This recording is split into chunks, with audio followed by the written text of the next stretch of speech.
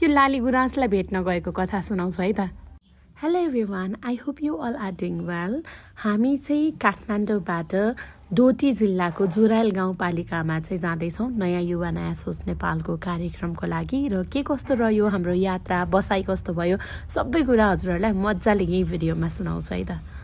पालिकाको programme भएको भएर हाम्रो वान वे चाहिँ बसमा जानुपर्ने थियो र हामी यताबाट जाँदा नै बसमा जाने डिसाइड गर्यो र नाइटको गाडीमा गएको थियो। अर्को दिन बाटोमा आउने जति पनि सिनहरू थियो मैले क्याप्चर गर्ने ट्राई गरेँ, बट सबैलाई चाहिँ क्याप्चर गर्न सम्भव भएन। र फाइनल्ली हामी चाहिँ 25 घन्टापछि बल्ल चाहिँ धनगढी पुग्यौँ।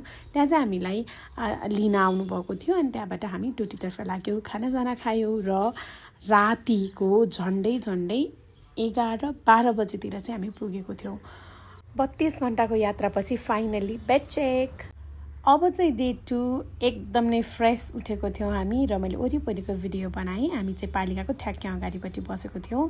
फ्रेस भयौँ, सबैजनाले नुहायौँ, चिया खायौँ र हामी कार्यक्रमको एक दिन अगाडि नै पुगेको हुँदा 2वटा बाइक अरेन्ज गऱ्यौँ र हामी 3 जना भएर लाली गुराँस फुलेको ठाउँ हेर्न गयौँ।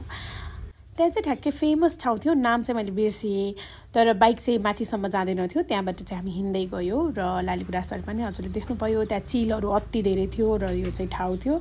अनि केही फोटोजहरू त्यहाँको सबै एड गर्न नमिले पनि बिचको क्लिप्सहरू मैले सबै खिच्न बिर्सिएँ। यो चाहिँ नेक्स्ट डे हो र नेक्स्ट डे चाहिँ हाम्रो प्रोग्राम सुरु भयो। बिनुजीले चाहिँ ट्रेनिङ दिँदै हुनुहुन्छ डिफ्रेन्ट ठाउँबाट आउनुभएका पालिकाका विद्यार्थीहरूलाई।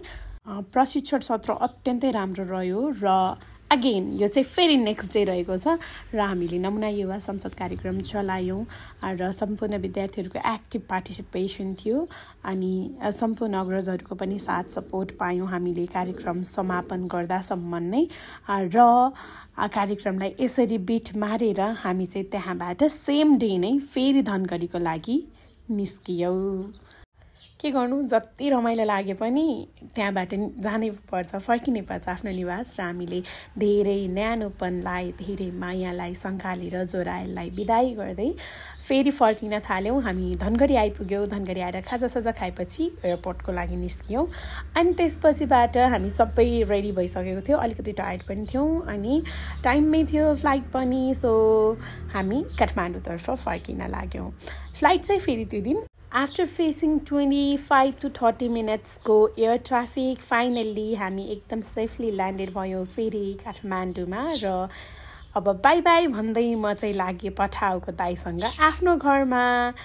कार्यक्रमको लागि यसरी डोटीको जुरायलसम्मको यात्रा मेरो अहिले दोस्रो पटक थियो भने सरहरू चाहिँ 6औं पटक थियो। 2076बाट नै निरन्तर गइराख्नु भएको छ। So yes, you will be miss until next time. See you.